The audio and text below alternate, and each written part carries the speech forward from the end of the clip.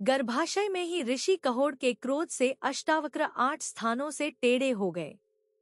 एक ऋषि का पुत्र जिसने जन्म से ही असामान्य नियति झेली। राजा जनक के दरबार में विद्वान वंदी से कहोड़ हार गए। शर्त हार कर उन्हें जल में डूबना पड़ा। पुत्र को अपने पिता की नियति का ज्ञान हुआ। पिता की पीड़ा और अपमान को महसूस करते हुए बालक अष्टावक्र ने प्रतिज्ञा ली। ज्ञान की शक्ति से वंदी को पराजित कर पिता को मुक्त करने का दृढ़ संकल्प।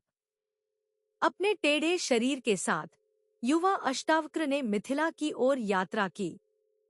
ज्ञान की प्यास और पिता को न्याय दिलाने की ललक उसे आगे बढ़ा रही थी।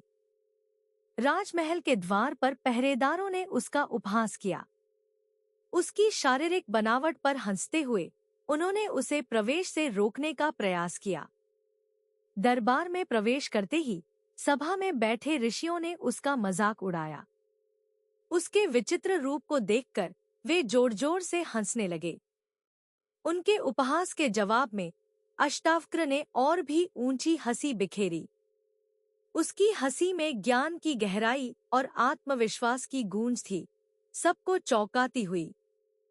राजा जनक अचरज में शांत होकर अष्टावक्र से पूछा, हे बालक, तुम क्यों हंस रहे हो जब सब तुम पर हंस रहे हैं? अष्टावक्र ने उत्तर दिया, मैंने सोचा था कि मैं विद्वानों की सभा में हूँ, पर यहाँ तो मैं चर्मकारों को देखता हूँ जो केवल चमड़ी देखते हैं। फिर वंदी और अष्टावक्र के बीच गहन वाद विवाद छिड़ गया। अष्टावक्र ने अपने अप्रतिम ज्ञान से वंदी को हर प्रश्न पर पराजित किया। पराजित वंदी ने अपनी वास्तविक पहचान बताई।